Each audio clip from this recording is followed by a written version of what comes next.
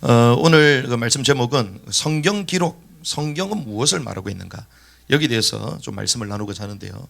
특별히 이제 교회를 또 처음 나오신 분도 계시고, 또 교회를 많이 다녔지만 교회에서 무엇을 하는지, 또 성경에서 무엇을 말하는지 잘 모르는 분들이 많습니다. 그리고 또 교회를 다닌다 하면서도 신앙인들 가운데서도 진짜 뭘 얘기하는지를 잘 모르는 분들이 많아요. 그래서 오늘 특별히 나를 위해서 기도하는 분들, 또 송파 지역의 애국자분들도 우리 함께 예배를 드리고 있는데, 성경의 기록 목적이 무엇인가? 성경 기록은 우리에게 구원과 하나님의 왕국 역사를 증가하는 것이죠. 그 성경의 말씀에 대해서 우리 오늘 말씀을 좀 나누도록 하겠습니다. 그래서 성경은 이걸 얘기합니다. 영원에서 영원까지 세상이 있다. 이게 성경에서 말하는 거예요. 그런데 우리가 이 성경의 역사는 예언과 성취로 되어 있습니다. 오늘 우리 본문의 말씀을 나눴는데 성경 기록이 뭐라고 얘기합니까? 예수께서 하나님의 아들 그리스도를 믿게 하라며 또 너희로 믿고 그 이름을 힘입어 생명을 얻게 함이라, 이렇게 말하고 있죠. 성경의 기록 목적은 생명을 얻게 하는 거예요. 생명. 그런데 우리는 어떻게 생각하고 있냐? 우리 죽으면 끝이라 생각하잖아요. 성경은 그렇게 말하고 있지 않습니다. 우리가 죽은 자이지만 앞으로 영원한 생명이 우리에게 오게 될 것인데, 그 영원한 생명을 얻으려면 어떻게 해야 되는가? 거기에 대해서 오늘 얘기하는 거예요. 그 영원한 생명을 얻기 위해서는 어떻게 된다? 하나님의 아들 그리스도를 믿게 하려 합니다. 그럼 우리는 이렇게 반문할 수 있습니다. 아니, 믿는다고 영원한 생명을 얻을 수 있느냐? 이럴 수 있겠죠. 그런데 그것이 성경에 나와 있는 거예요. 성경은 이제 예언과 성취로 되어 있는데, 모든 이제 종교의 책들을 보면 도덕경으로 다 되어 있습니다. 교훈으로 다 되어 있어요. 이렇게 그리고 저렇게 살면 우리가 좋은 사람이 되는 것이고, 이렇게 살지 못하면 안 좋은 사람이다. 그래서 우리가 좋은 사람이 되고 좋은 곳으로 가야 된다. 막연하게 이렇게 말한단 말이죠. 그런데 성경은 그렇게 말하지 않습니다. 성경은 철저히 예언과 성취로 되어 있는데, 예언이 무엇입니까? 구약을 말하는 거예요. 구약의 예언. 그리고 신약은 성취된 걸 말하죠. 그런데 그것이 어디서 나타나냐? 역사에서 나타납니다. 역사. 그래서 우리가 알다시피 역사를 뭐라고 얘기하죠? 히스토리라고 얘기합니다. 자, 히스토리는 무엇을 얘기합니까? 그분의 이야기죠. 그분의 이야기. 역사 가운데에 그분의 이야기가 나온다는 거예요. 그분의 이야기가. 그래서 이 역사 가운데 그분의 이야기가 어떻게 나오냐? 성경 기록대로 나온다는 거예요. 성경 기록대로 예언되고 성취된다는 것입니다. 그래서 여러분들이 단순한 교훈이 아니라 저희가 역사적으로 한번 보자는 거예요. 역사적으로 성경에서 말하는 예언이 어떻게 성취되는가. 성경에서는요, 영원부터 영원의 세계가 있다, 이걸 말하는데요. 역사는 누구의 이야기인가? 예수 그리스도의 이야기입니다.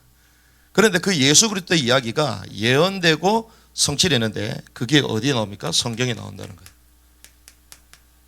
그래서 오늘 본문의 말씀처럼 그 예수 그리스도가 우리에게 무엇을 주시냐? 영원한 생명을 주신다. 영원한 생명. 영원한 생명의 비밀을 오늘 말씀을 통하여 깨닫는 시간이 되기를 주님이 축복합니다. 그래서 원래 인간은요, 하나님이 태초에 하나님을 천지를 창조하셨다 말씀하셨어요. 그래서 이 창조 역사 가운데에 이제 하나님의 역사를 드러내십니다. 우리가 만약에 이 땅에 역사가 없다면 하나님을 알 수 있을까요? 우리 존재도 어디 가운데 확인되는 겁니까? 역사 가운데 확인되는 거예요. 여러분들이 출생을 했기 때문에 우리 인생의 역사를 말할 수 있는 거잖아요. 태어나지 않았다면 역사에서 말할 수 없는 거죠. 이 역사를 통하여 하나님의 역사가 시작이 되는 거예요. 그래서 태초에 하나님이 천지를 창조하시느라, 시간과 공간, 이 속에 하나님의 역사가 펼쳐지는 것입니다. 그런데 하나님께서 태초에 하나님이 천지를 창조하셨는데, 창세기 1장 26절에서 28절의 말씀 보니까 하나님이 하나님의 형상대로 사람을 창조하셨어요. 사람을. 태초에 누가 계신다고요? 하나님이 계십니다. 그런데 하나님께서 자신의 역사를 드러내시기 위하여 이 땅에 천지 만물을 창조하시고 마지막 날에 인간을 창조하세요. 인간 창조. 그런데 인간을 어떻게 창조하셨냐? 하나님의 형상대로 창조해요. 하나님의 형상대로. 그래서 성경은 이렇게 얘기합니다. 창세기 2장 7절의 말씀 보니까 인간을 흙으로 사람을 지었다. 그래서 여러분들 죽고 나면 어디로 갑니까? 우리 몸은 어떻게 되죠? 흙으로 가는 거예요. 흙으로. 그래서 아담이라는 이름 자체가요, 먼지라는 뜻이에요. 먼지. 우리가요, 한 줌의 재가 되는 겁니다. 그렇죠? 그런데 성경은 처음부터 얘기했습니다. 하나님이 사람을 창조하실 때에 흙으로 사람을 지으시고 그 코에 뭘 넣으셨다? 생기를 넣으셨고, 그리 했더니 인간이 어떻게 됐다? 살아있는 혼이 되었다 얘기해요. 그래서 인간은 몸뚱아리만 있는 게 아닙니다. 인간은 흙으로 주님 사람 지었다 말씀하셨죠? 그 코에 생기를 얻다 얘기했습니다. 그 말은 인간에게는 뭐가 있다? 몸이 있는 거예요. 몸. 그리고 그 코에 생기를 넣었다 얘기하셨죠? 생기는 뭘 얘기합니까? 영을 말한 거예요. 영. 인간의 구조에 대해서 정확하게 모르면 우리는 막연하게 살아가거든요. 그래서 성경은 정확하게 얘기합니다. 인간에게는 몸이 있다. 그리고 생기가 있다. 그런데 그 코에 생기를 넣었더니 뭐가 됐다? 살아있는 혼이 됐다. 그래서 인간은 세 가지 구조로 되어 있어요. 어떤 구조? 몸과 영과 혼, 세 가지가 되어 있어요. 여러분들 몸은 눈에 보이죠? 근데 영이 보입니까? 아마 안 보일 겁니다. 혼. 그래서 성경은 이렇게 얘기해요. 영어로 우리가 몸을 뭐라고 하죠? 바디라고 말해요. 바디. 영어로 영을 뭐라고 얘기합니까? 스피릿. 혼을 뭐라고 합니까? 소울. 그래서 우리가 사람이 죽었다 그러면 뭐라고 얘기합니까? 혼이 떠났다 그러잖아요. 혼절했다 그러잖아요. 사람이 이렇게 되는 거예요. 몸을 소마라고 얘기합니다. 소마. 영을 푸뉴마라고 말합니다. 혼을 푸시케라고 말해요. 성경은요, 정확하게 인간의 구조에 대해서 딱 얘기하는 거예요. 정확하게. 그런데 그 코에 생기를 불어넣었더니 살아있는 혼이 되었더라. 저와 여러분들 살아있는 혼인 줄 믿습니다. 그래서 하나님이 하나님의 형상대로 사람을 창조하시고 자기 형상대로 창조하셨어요. 그리고 땅을 정복하고 다스리라. 28절. 땅을 정복하고 다스리라. 이 말은 왕적인 존재로 지었다는 거예요. 왕적인 존재. 그래서 정복하고 다스리는 존재로 인간을 창조하신 것입니다.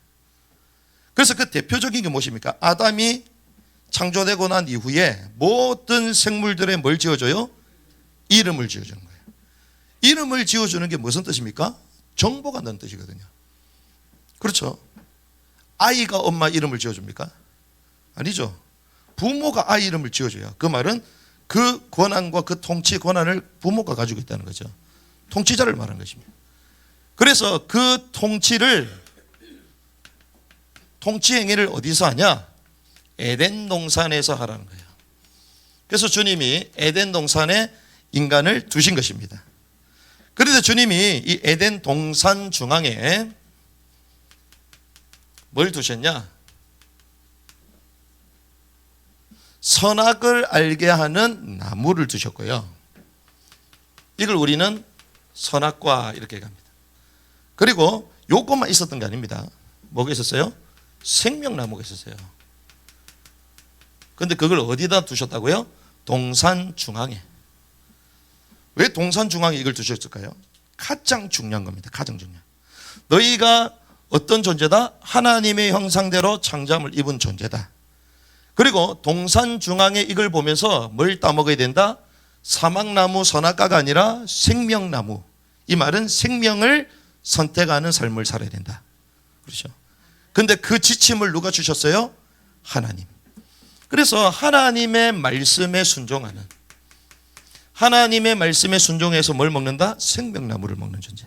생명을 선택하는 존재로 주님이 인간을 부르신 것이죠. 그래서 이것을 먹는 날에는 정령 뭐한다? 죽게 된다. 선악과를 따먹으면 정령 죽는데요. 죽음을 말씀하셨습니다. 그러면 죽지 않으려면 뭘 먹어야 돼요? 생명. 선악과를 안 따먹으면 되죠. 그 말씀에 뭐 하면 되죠? 순종하면 되는 거예요. 순종. 그래서 우리가 모든 걸 다 할 수 있지만 우리에게 뭐가 있다? 기준, 법이 있는 것입니다. 하나님의 법. 그래서 우리가 애국운동하면서 싸우면 뭐라고 얘기해요? 법대로 하자 그러잖아요. 법대로. 성경 처음부터 나옵니다. 법대로.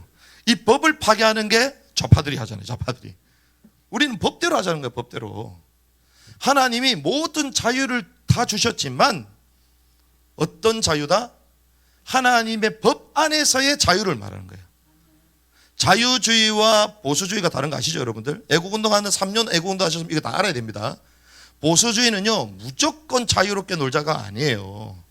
우리에게 주신 신께서 주신 절대적인 기준과 통치의 법이 있다는 거예요. 그 법 속에서 자유롭게 살아가자입니다. 이게 보수주의예요. 그런데 자유주의는 뭔지 압니까? 내 마음대로 하자가 자유주의야. 내 마음대로 하자. 가정도 깨버리고 그냥 내 원하는 대로 동성애도 괜찮고 그게요 자유주의입니다. 그래서 우리가 하는 거는 자유주의를 넘어 보수주의를 하는 거예요. 기존의 질서, 하나님이 신께서 절대적으로 허락한 질서 속에 자유를 누리자는 거죠. 그게 보수주의예요. 그게. 그래서 애국운동하는 분들이요 그냥 막 열심히 하는데 이런 걸 잘 알아야 돼요. 하나님이요 에덴 동산에 절대적인 하나님의 법을 주신 것입니다. 사망을 선택하지 말고 생명을 선택해라. 그래서 이것을 먹는 날에는 정령 죽게 될 것이다. 그런데 하나님과 함께 있을 때만 인간은 행복합니다. 새는 어디를 날아야 됩니까? 하늘을 날아야 돼요. 공중을 날아야 행복한 거예요. 세상에 갇혀 있으면 행복합니까? 행복하지 않습니다. 물고기는 어디에 있어야 됩니까? 물 속에 있어야 행복한 거예요. 물 밖에 나오는 순간 죽는 것입니다. 나무는 어디에 뿌리를 내려 있어야 됩니까? 땅 속에, 흙에. 그렇죠. 마찬가지로 하나님의 형상대로 창조함을 입은 존재는 누구하고 있어야 행복합니까? 하나님과 함께 있을 때 행복한 거예요. 그래서 하나님과 함께 있는 존재로 부른 거예요. 그래서 사람은 혼자 있을 수 있습니까? 혼자 못 있습니다. 그래서 한자, 우리 윤 총무님 한자를 아주 멋지게 잘 쓰시잖아. 그런데 짝대기가 하나에 두 개요? 두 개. 저는 이거 글 쓰시는 거 깜짝 놀랐는데, 와, 글을 너무 잘 쓸 수 있나. 확실히 소설가시구나. 문인이시구나. 이 사람 인자가요, 하나만 있지 않습니다. 두 개요. 그 말은 사람이 창조됐을 때부터 어떤 존재로? 돕는 존재로, 함께하는 존재로 주님이 창조를 알려주신 거예요. 그래서 하나님과 함께 있을 때 행복한 존재인데, 성경에 창세기 3장 1절에서 6절 보니까 인간이 하나님을 떠나는 사건이 나옵니다. 그것이 창세기 3장 사건이에요. 하나님의 말씀에 순종해야 되는데 이것을 따먹는 날에는 정령 죽는다고 말했잖아요. 그런데 누가 출현합니까? 뱀이 출현합니다. 성경에 이 뱀을 옛뱀막이라고 얘기해요. 옛뱀 곧 옛뱀용 마귀, 뱀이 나타나서요 여자에게 뭐라고 합니까? 이것을 따먹으면 누구처럼 된다? 하나님처럼 된다. 이것을 따먹으면 하나님처럼 된대요. 그래서 하나님이 따먹지 말라고 했다는 거예요.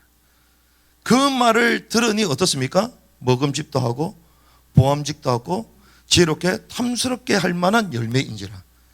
우리가요 잘못된 왜곡된 뉴스를 들으면요 마치 그게 진짜인 것처럼 느껴져요. 그렇죠? 마찬가지입니다. 이 뱀이요 이것을 따먹으면 하나님처럼 된다라고 유혹해요. 그런데 그 말을 어떻게 합니까? 듣습니다. 먹게 되죠? 먹었어요. 먹으니까 어떻게 돼서 눈이 밝아 하나님처럼 됐습니까? 아닙니다. 성경은 뭐라고 얘기합니까? 그것을 따먹는 나는 정령 죽으리라. 죽음이 찾아옵니다. 그런데 성경에 보면요 그냥 죽은 것 같은데 그냥 죽지 않았습니다. 하나님과 단절된 거예요. 자, 우리는 어떤 존재로 얘기했습니까? 영적 존재라고 했죠. 이걸 따먹는 날에 정령 죽으리라 했는데 죽지 않았어요. 근데 뭐가 죽었다는 거예요? 영이 죽었다는 것입니다. 하나님을 떠나게 됐다는 거예요. 영적으로 죽었다는 거예요. 이것을 따먹었다는 것은 무슨 말입니까? 말씀에 순종했다, 순종하지 않았다? 하나님의 말씀에 뭐 했다? 불순종했다는 거예요. 불순종을 우리는 뭐라고 얘기합니까? 죄라고 말한 거야. 불순종을 죄. 그런데 누구의 말을 들었죠? 마귀의 말. 그 말은 누구의 통치를 받게 된다? 마귀의 통치를 받게 된다.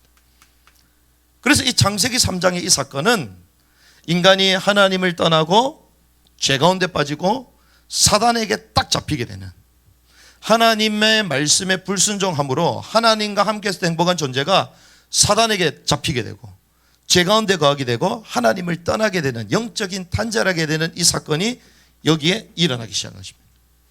그래서 원래 하나님과 함께 될 인간이 하나님과 함께 행복하잖아요. 그래서 성경은 이렇게 갑니다. 하나님과 함께 있어야 될 존재가 하나님과 함께 할 수 없는 가운데 큰 골이 생긴 거예요. 그래서 파스칼이 뭐라고 합니까? 인간의 마음속에는 조그만 구멍이 있는데 그 구멍은 공허의 구멍이다. 우주에 그 어떤 것을 채울 수 있다 없다? 없다라고 얘기해요. 왜 그렇습니까? 영적으로 하나님을 떠났기 때문에. 이때부터 인간에게는 어떤 문제가 왔냐? 영적인 공허함이 찾아온 거예요. 존재적인 공허함이 여기서부터 찾아온 거예요. 여기서부터. 성경은 이렇게 얘기합니다. 하나님의 형상대로 창조함을 입은 존재가 누가 됐다? 너희는 너희 아비 마귀에게서 났으니.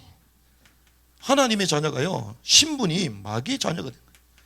그래서 태어날 때부터 뭐를 가지고 태어납니까? 죄를 가지고 태어나요. 죄를 가지고.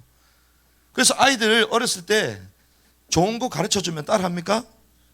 안 따라합니다. 근데 나쁜 거는 안 가르쳐줬는데 따라하죠. 왜 그런 줄 아십니까?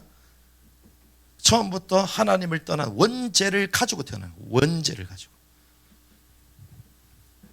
그러니 그 마음에 영적인 공허함이 있고 늘 죄 가운데 있으니 마음에 불안함이 있잖아요. 그래서 하나님 아닌 다른 것을 섬깁니다. 갈라디아서 4장 8절. 하나님 아닌 다른 것을 섬기는 걸 뭐라고 얘기하냐? 우상숭배라고 말해요. 다른 걸 계속 찾는 거예요. 골로새서 3장 5절에 보니까요, 마음의 탐심이 뭐라고 얘기하냐? 우상숭배라고 해요. 우상숭배. 왜? 하나님으로 만족함이 없으니까 다른 걸 찾는 거예요. 배가 고프면 밥을 먹어야 되잖아요. 그런데 허기증 있는 사람은 계속 먹어야 되잖아요. 그런데 배부른 사람은 먹어야 안 먹어요? 안 먹습니다. 영적으로 갈급하니까 계속 다른 걸 찾는 거예요. 마태복음 11장 28절. 왜 사람이 이렇게 될 수밖에 없느냐? 수고하고 무거운 짐진 자들아. 마음과 정신의 문제가 여기서부터 생기기 시작합니다. 원래 하나님과 함께하는 땅을 정복하고 다스리는 생육하고 번성하고 충만해야 되는 하나님의 백성이 하나님을 떠남으로써 이런 문제들이 찾아오기 시작한 거예요. 이거는요, 아담 이후의 모든 인류가 다 이렇습니다. 성경에서 분명히 말해요. 그래서 뭐라고 얘기하냐? 마음의 문제뿐만이 아니라 사도행전 8장 4절에서 8절, 육신의 문제를 가지고 살아간다. 생활의 문제를 가지고 살아. 그래서 하나님을 떠나서부터 땅이 저주를 받고 인간에게는 수고와 고통이 찾아왔잖아요. 육신적인 고통이 찾아온 것입니다. 그러면서 어떻게 됩니까? 히브리서 9장 27절. 한 번 죽는 것은 정한 것이요 그 이외에는 뭐가 있다? 심판이 있다. 그래서 이 땅에 안 죽는 사람이 있습니까? 없습니다. 전부 다 죽어요. 어떤 의미에서 우리는 무엇을 향해 갑니까? 죽음을 향하여 가는 인생이에요. 사는 인생, 살아가는 인생이 아닙니다. 우리는 계속 살아간다고 생각 아닙니다. 죽음을 향하여 가요. 그런데 재미난 사실은 그 죽음 이후에 끝이면 좋겠는데 끝이라고 성경 얘기합니까? 아니요. 한 번 죽는 것은 정한 것이요 그 외에는 심판이 있다. 로마서에 보니까요, 왜 인간에게 죽음이 찾아왔냐? 죄로 말미암아. 죄로 말미암아. 죄로 말미암아 뭐가 찾았다? 사망이 찾아왔다는 거예요. 그런데 여기서 끝이 납니까? 끝나지 않습니다. 이 모든 문제, 이 모든 영적인 영향들이 누구에게 가요? 자녀들에게, 후대들에게 갑니다. 그래서 내력이라고 들어보셨죠? 이 개인의 문제가요, 자녀들을 통하여. 그래서 3, 4대까지 내려간다. 성경이 말하고 있어요. 그래서 제사는 누구에게 하는 것이다? 조상에게 하는 것이 아닙니다. 제사는 귀신에게 하는 것이다. 성경이 그렇게 얘기해요. 조상이 만약에 진짜 나타난다면 제사 안 드린다고 가정을 위험하게 만들고 재앙을 가져다 주고 그렇지 않습니다. 성경이 분명히 얘기해요. 이것이 후대들에게 그대로 전달되는 거예요. 그래서 이걸 우리는 뭐라고 하냐? 하나님을 떠난 자들에게 나타나는 운명의 6가지 사이클이다. 이게요, 계속 돕니다. 모든 사람, 하나님 떠난 한 사람이라도 여기서 빠져날 사람이 한 명도 없어요. 전부 다. 그래서 사람이 만든 게 있습니다. 그게 뭡니까? 종교입니다. 종교는 무엇이냐? 인간이요, 인간의 문제를 해결하기 위해서 하나님을 찾아가는 행위를 종교라고 얘기합니다. 그러니까 종교가 사실 나쁜 게 아닙니다. 하나님을 찾고자 하는 그 마음은 선한 거잖아요. 그런데 눈에 안 보이는 하나님을 육신을 가지고 있는 인간이 만날 수 있나요? 만날 수가 없습니다. 그래서 뭐라고 얘기합니까? 계속 돌을 닦으라고 얘기하잖아요. 길을 닦으라고 말하잖아요. 하나님 만나는 길을 닦을 수가 없어요. 여러분들 여기 오실 때 도 닦으면서 왔습니까? 길을 만들면서 여기 오셨습니까? 아니요. 놓여 있는 길을 따라 오신 거예요. 그렇죠. 우리가 종교가 나쁜 게 아닙니다. 종교는 좋은 겁니다. 그런데 종교를 가지고 하나님을 만날 수 있다 없다? 없다라는 거예요. 그걸 말하는 거예요. 왜? 육신을 가지고 인간이 영이신 하나님을 만날 수 없는 거예요. 그래서 사도행전 4장 12절을 보니까 다른 이로서는 구원 얻을 수 없나니 천하 인간에게 구원 얻을 만한 다른 이름을 우리에게 주신 적이 없음이라. 없다는 거예요. 그래서 사람들이 이랬습니다. 아, 그러면 착한 일을 하면 천국 갈 수 있지 않겠냐? 우리가 구원받을 수 있겠냐? 착한 일을 하면 뭔가 우리가 좋은 세계 갈 수 있지 않겠냐? 성경은 얘기합니다. 우리의 의는 더러운 옷과 같다. 왜? 원래부터 우리는 뭐다? 죄인이다. 우리가 해적선을 만약에 타고 있는데 해적선을 탄 해적이요, 너무 부지런해. 그럼 해적질이 잘 될까 안 될까요? 잘 되는 정도가 아니라 너무 잘 돼. 왜? 너무 부지런하니까. 해적은 부지런하면 안 되거든요. 해적은 어떻게 해야지 구사일생할 수 있습니까? 해적선에서 나와야 되는 거예요. 그렇죠. 한 번 걸레는 아무리 빤다 하더라도 뭐다? 걸레인 거예요. 우리의 의는 다 더러운 옷과 같다. 우리가 착한 일이 나쁘다는 얘기가 아닙니다. 그 착한 일을 통하여 원죄 문제를 해결할 수 없다라는 거예요. 성경 그걸 말하는 것입니다. 그래서 이사야 64장 6절 우리의 의는 더러운 옷과 같다. 그래서 이걸 만들었습니다. 철학. 인간의 지혜와 지식을 가지고 뭔가 하나님에 대해서 존재의 근원에 대해서 모든 만물에 대해서 근원에 대해서 의심하자. 이게 철학이거든요. 막 연구를 했어요. 그런데 웬일입니까? 답이 있습니까? 답이 없어요. 수많은 이론들, 이즘을 다 만들어 놨는데 하나님을 만날 수 있습니까? 만날 수가 없어요. 그래서 성경은 이렇게 얘기합니다. 골로새서 2장 8절 세상의 헛된 속임수라는 거예요. 속임수. 뭔가 많은 이론들을 나열하지만 하나님을 만날 수 없게 만드는, 진리에서 삐껴나게 만드는, 그게 철학이다. 그래서 세상의 초등학문이다라고 성경 말하고 있어요. 그래서 전 세계를 들끓게 만들고 분쟁 가운데 몰아넣고, 그게 다 누구로부터 시작돼요? 철학자들부터 시작합니다. 여러분들 아십니까? 철학가들이 이론을 만들어 놓고 그 이론을 가지고 집행하고 나중에 시민단체를 만들어서 시민들을 선동하게 만들고 법으로 법제화시키는 게 이제 정치인들. 그렇게 끌고 가는 거예요. 공산주의도 다 철학에서 얘기했습니다. 종교로 하나님 만날 수 있으면 만날 수 없어요. 선행으로, 철학으로 만날 수 있으면 만날 수 없어요. 그래서 과학, 의학, 인간의 기술 문명 발전시켜서 하나님을 향하여 탐구하고 하나님의 세계를 만들어 보고자 하지만 오히려 이걸 가지고 뭐가 일어나? 세계 1차 대전, 2차 대전. 서로 사륙하고 통제하는 기구로. 인간에게 있는 죄 문제, 악의 문제 해결됩니까? 해결할 수가 없어요. 인간의 노력과 방법 가지고 지식 가지고 해결할 수가 없어요. 어떤 사람은요, 성공하면 된대요. 돈 많으면 된대요. 성공해놨더니 자녀들이 싸우네. 돈 때문에 싸우네. 인간의 모든 수단과 방법을 가지고 하나님을 만나고자 하지만 만날 수 있다 없다? 없다라고 말하는 거예요. 없다라고.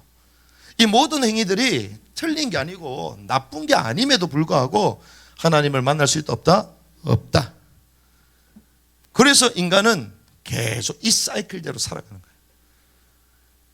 우리에게는 잠시 찾아오는 쾌락은 있습니다. 하지만 영원한 평안은 없어요. 우리에게 웃을 수 있는 좋은 일들은 있을 수 있습니다. 하지만 정말 내 마음속에 깊은 기쁨은 없어요. 왜? 하나님을 떠났기 때문에. 존재적인 우울감과 존재적인 공허함이 하나님을 떠나면서부터 나온 거예요. 그래서 예레미야서 2장 13절에 딱 얘기합니다. 인간의 근본 문제를 얘기합니다. 우리가 두 가지 악을 행했다. 그게 뭐냐? 생수의 근원 대신 하나님을 버린 것과 가두지 못한 터진 운정이에 물들을 계속 가둔 것이다. 성경 그렇게 얘기해요. 그래서 인간이요, 살아가면서요, 대단한 것처럼 보이고 그럴듯하게 보이지만 결국 마지막은 어떻게 돼요? 죽음을 향해요. 우리가 잘 아는 마대 테레사 여사 얼마나 대단합니까? 성녀라고 불렀잖아요. 그 분이 죽기 전에 9일 동안 구마 의식한 적 아십니까? 구마 의식은 귀신 쫓아내는 의식이잖아요. 시달렸어요. 인간의 문제, 인간이 해결할 수 없어요. 그래서 성경은 처음부터요, 인간이 하나님을 떠난 이 창세기 3장 사건이 있었을 때 그때 주님이 처음부터 말씀하셨습니다.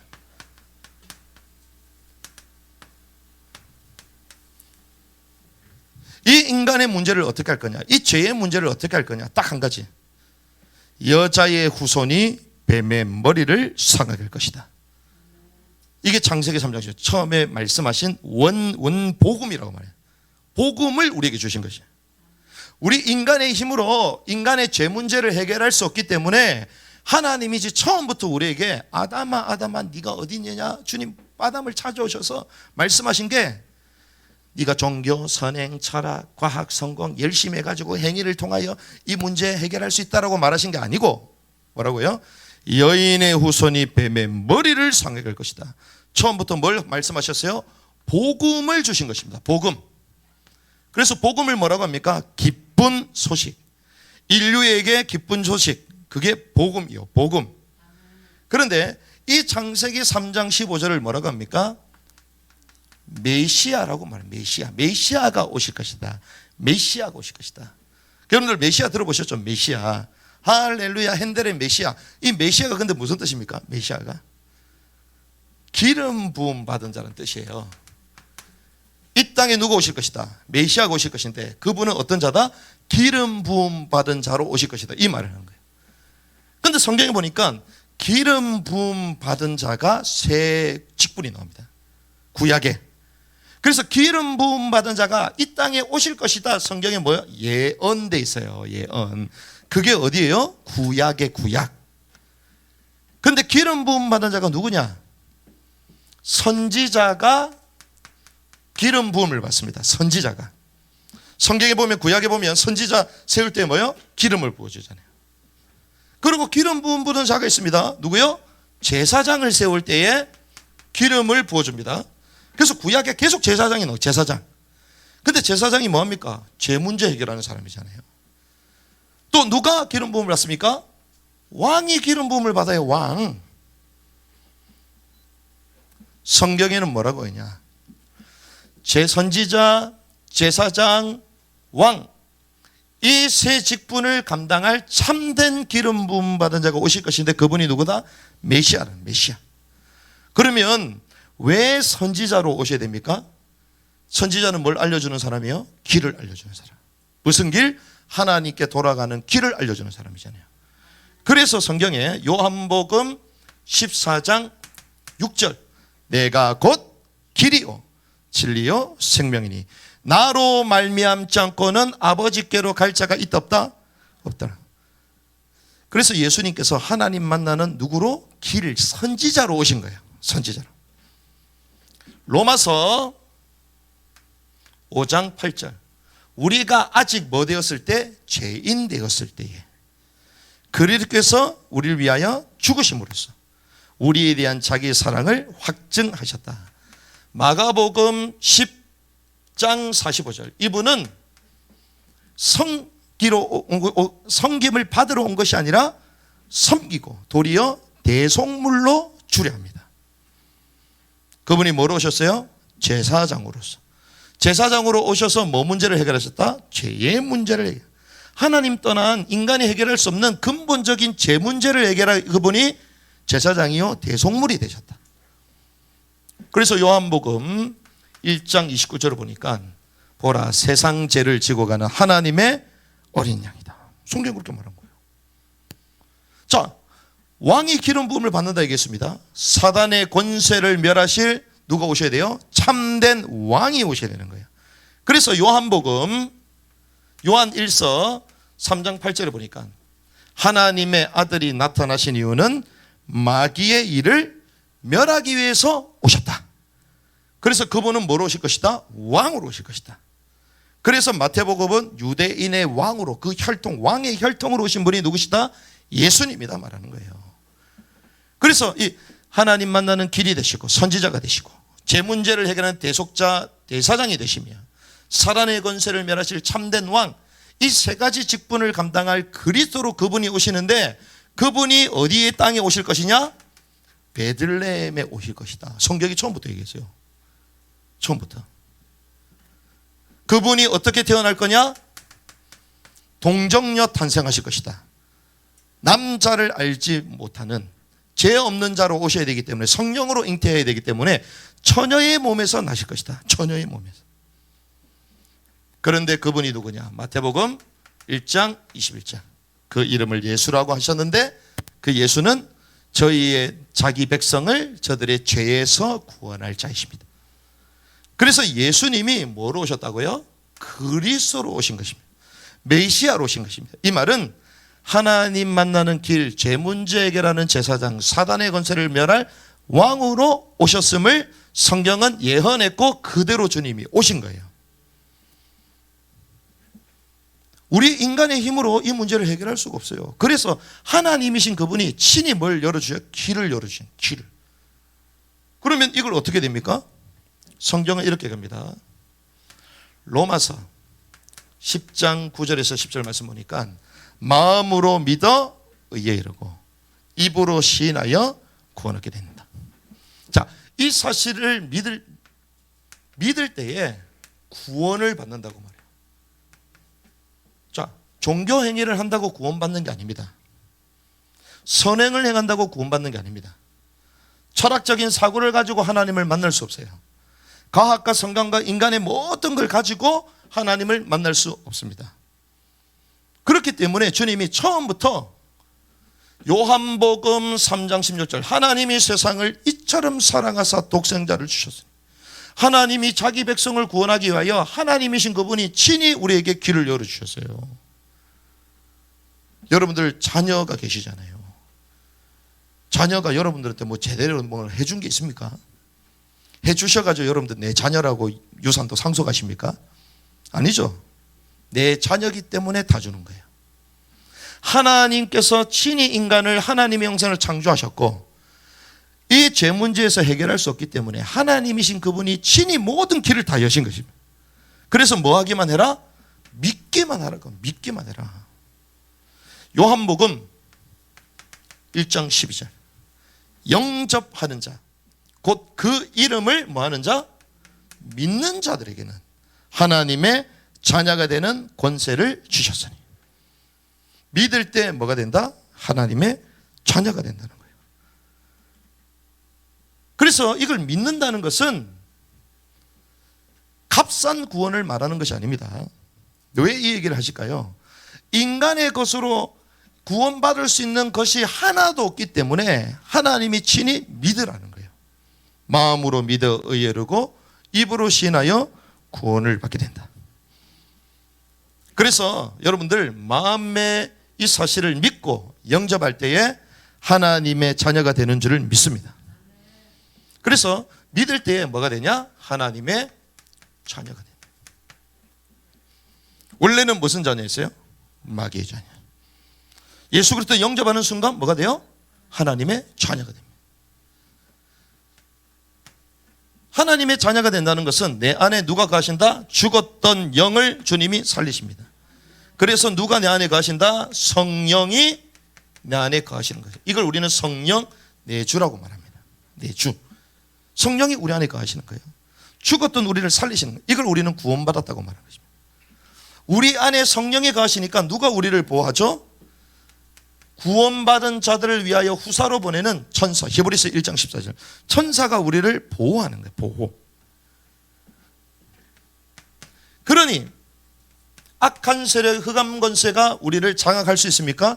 장악할 수 없다. 그래서 뱀과 정갈을 밟을 권세를 주셨다. 뭐 할 때 응답받습니까? 기도할 때 응답받습니다. 내 이름으로 무엇이든지 구하면 받으리니 너희 기쁨이 충만하다. 그래서 우리는요 기도할 수 있는 거예요. 하나님께. 그러는 가운데에 우리는 죽고 나면 어디 가게 됩니까? 한 번 죽는 그 심판이 있던 심판을 받지 않고 하나님이 우리에게 무엇을 상급으로 주죠? 하나님의 왕국 천국을 상급으로 주시는 거예요. 그래서 우리가 천국을 얻기 위하여 구원받은 하나님의 백성들은 천국을 얻기 위하여 살아가는 것입니다. 그래서 이 땅에 살면서 우리는 어떤 삶을 살 수 있냐? 증인의 삶을 살 수 있는 것입니다. 증인의 삶. 그래서 이 모든 민족에게 이 복음을 증가하면 그제야 뭐가 온다? 끝이 온다. 자, 그러면 제가 이걸 다 설명했어요, 오늘. 이게 성경에서 말하는 겁니다. 성경에서 말하는 거. 이게 전부 다예요. 여러분들 이제 죄송합니다. 다른 교회 갈 필요 없습니다. 왜? 교회 가는 이유가 뭡니까? 복음을 듣기 위해서 가는 거잖아요. 그러니까 복음을 딱 듣고 내가 하나님의 자녀가 되어야 되겠다. 영접하면 끝나는 거예요. 그런데 교회를 열심히 다녀도 이 사실을 모르면 아무 의미가 없어요. 우리가 종교회로 가는 게 아니거든요. 이 복음을 알고 예수 그리스도 나의 주님으로 영접할 때 하나님의 자녀가 돼요. 신분이 바뀌는 것이기 때문에. 자, 여러분들이요 오늘 말씀을 들었는데 여러분들은 오른쪽에 있고 싶습니까? 왼쪽에 있고 싶습니까? 자, 오른쪽에는요 마귀의 자녀예요. 운명 6가지 가운데 살아가야 돼요. 그렇죠? 저도 마찬가지입니다. 모든 사람이요 하나님을 만나지 못하면요 운명 가운데 살아가야 돼요. 그런데 하나님을 만나는 순간, 그리스도를 영접하는 순간 신분이 바뀐다. 마귀의 자녀에서 하나님의 자녀. 그런데 제가 돈을 내라는 것도 아니고 종교를 열심히 행하라는 것도 아니고 아무 조건이 없습니다. 조건 딱 한 가지. 예수 그리스도를 마음으로 믿어 의에르고 입으로 시인하여 구원받게 된다. 이것이 성경에서 말하는 복음의 핵심이에요. 여러분들 어디 속에 계시기 원하십니까? 자, 오른쪽에 마귀의 자녀로 있고 싶다. 손. 아무도 안 드시네요. 눈치를 채셨네. 자, 왼쪽에 예수 그리스도를 영접하고 주인으로 내 삶에 모시고 나는 하나님의 자녀로 살겠다. 손. 전부 다 손 드시네. 할렐루야. 자, 그러면 어떻게 해요? 마음으로 믿어 의에르고 입으로 시인하여 구원을 얻게 된다. 마음으로 믿으십니까? 입으로 시인하기 원하십니까? 그럼 입으로 시인할 때요 마음으로 진짜 믿고 시인할 때에 하나님의 자녀가 됩니다. 그럼 여러분들 마음으로 믿고 입으로 한번 시인해 보실래요? 그걸 우리는 영접기도라고 말해요. 영접기도. 영접기도 한번 해보실래요? 그러면 제가 도와드릴 테니까 여러분들 똑같이 눈을 전부 다 감으시고 여러분들이 이제 이 말씀을 듣고 내가 도저히 믿어지지 않는다. 안 해도 됩니다. 근데 내가 정말 이 말씀이 정말 맞는 것 같다.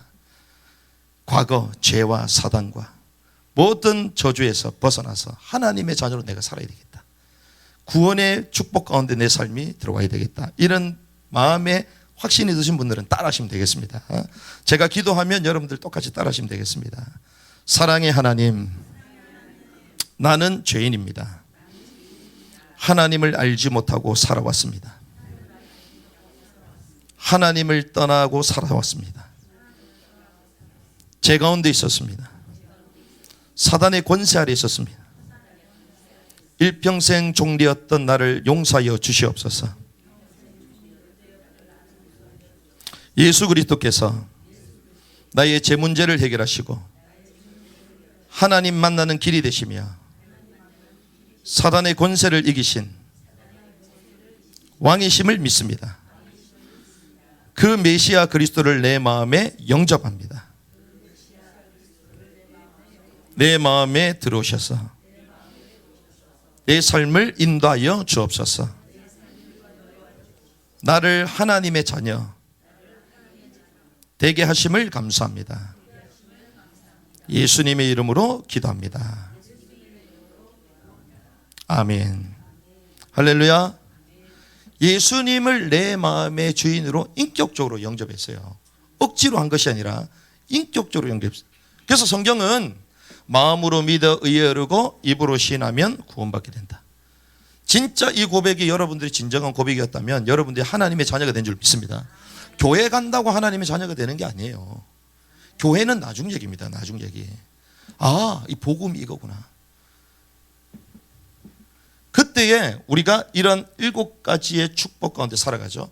이걸 우리는 신자의 7가지 삶이라고 말합니다. 그런데 성경은 이 모든 사실이 뭐 돼 있다? 예언되어 있습니다. 예언.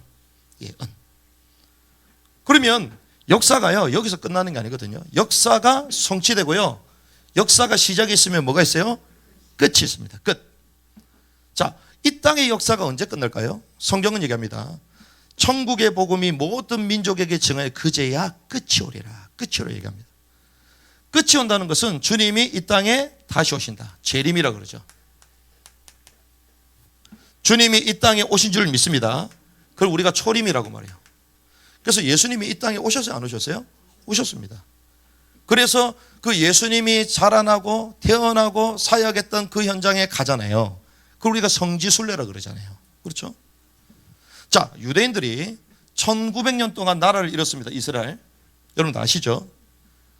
그런데 1900년 동안 나라를 잃었는데 나라를 회복했어요? 안 했어요? 회복했습니다. 그런데 그것이 성경에 나와 있어요? 안 돼요? 나와 있습니다. 구약 성경에 3500년 전에 그 전부터 예언되어 있었어요. 회복될 것이다. 신기하죠. 자, 예언과 성취를 한다는 것은, 역사 속에 예언과 성취한다는 것은 이 예언하고 성취하는 분이 역사 밑에 있다는 거예요? 위에 있다는 거예요? 위에 있다는 것입니다. 그렇죠. 역사 위에 존재하시는 분이 하나님이신 거지. 그렇죠. 그 주님께서 자기 자신을 예언과 성취, 역사 속에 자기 자신을 계속 드러내신 거예요. 그래서 지금까지 메시아가 오실 것이다, 이걸 초림이라고 말합니다. 그분이 오셔서 십자가에 죽으실 것이다, 그 말씀이 다 이루어졌어요. 그렇죠. 그걸 초림. 근데 성경은요 재밌습니다. 초림보다 더 많이 말하는 게 있습니다. 그게 재림입니다. 재림. 근데 재림이 뭐냐? 주님이 이 땅에 다시 오셔서 우리에게 뭘 주실 것이다? 천국, 하나님의 왕국을 주실 거야. 그래서 오늘 계시록에 뭐라고 되어 있습니까? 성경이 이렇게 되어 있습니다. 잘 보세요. 계시록 5장 10절 읽습니다. 시작. 그들로 우리 하나님 앞에서 나라와 제사장들을 삼으셨으니 그들이 땅에서 왕노릇 하리로다. 이 땅에 뭐가 이루어진다? 하나님의 왕국이 이루어지는 거예요. 성경에는 그렇게 얘기합니다. 자, 주기도문 여러분들 아시죠? 주기도문 뭐라고 합니까? 주님의 나라가 임하시오며. 주님의 나라가 임하는 거예요. 죽고 나면 우리가 천국 하늘에 꼴인 되는 게 아닙니다. 잘못 가르치고 있어요. 주님의 왕국이 임하시오며 이 땅이 새로워지는 것입니다. 죄로 말미암아 땅이 저주를 받았는데 땅이 다 회복되는 거예요. 그래서 사막에 샘이 넘쳐르고 모든 약육강식의 세상이 회복이 되고 풀리는 것입니다. 이 땅에 주님의 왕국이 임하는 것이죠. 그때 피조세계가 회복된 이때에 저와 여러분들을 뭐 하기 원하신다고요? 왕노릇하기 원하시는 거예요. 그래서 요한계시록 11장 15절 같이 읽습니다. 시작. 일곱째 천사가 나팔을 불매 하늘에 큰 음성이 나서 이르되 세상 나라가 우리 주와 그의 그리스도의 나라가 되어 그가 세세토록 왕노릇 하시리로다. 이 땅이 어떻게 된다고요? 그리스도의 왕국이 된다. 왕국이. 이 땅에 주님의 왕국이 회복되는 줄 믿습니다. 그래서 주님 오실 때에 이 왕노릇 할 자들을 심판하시는 거예요. 그리스도의 심판석에서. 그러고 나서 이 땅을 회복하고 난 이후에 어떤 세계가 오냐? 영원이라는 세계가 오는데 성경에는 이걸 새 하늘과 새 땅이라고 말합니다. 이 새 하늘과 새 땅에 들어가기 직전에 모든 믿지 않는 사람들을 심판하십니다. 그때 사단도 사망도 불못에 들어가고 전 마지막 영원한 세계가 새 하늘과 새 땅이 시작이 돼요. 그게 어디 나와 있다고요? 성경에 나와 있습니다. 그러면 지금까지 성경은요 1400년 동안 1600년 동안 40명의 저자를 통하여 성경을 다 기록했는데 이 모든 성경들이 지금까지 성취가 다 됐습니다. 그래서 고고학자들, 역사학자들, 그다음 뭐 신학자들 막 할 것 없이 모든 사람 그대로 성취가 다 됐어요. 그러면 여러분들 지금까지 모든 역사가 성취가 다 됐는데 이 성취가 다 된 걸 우리가 다 본단 말이죠. 그러면 앞으로 성취될 것을 믿어야 된다, 믿지 말아야 된다? 믿는 게 정상인 거지. 그렇지 않습니까? 믿는 게 정상인 거지. 주님의 말씀이 그래서 역사 가운데 예언과 성취로 가는 거예요.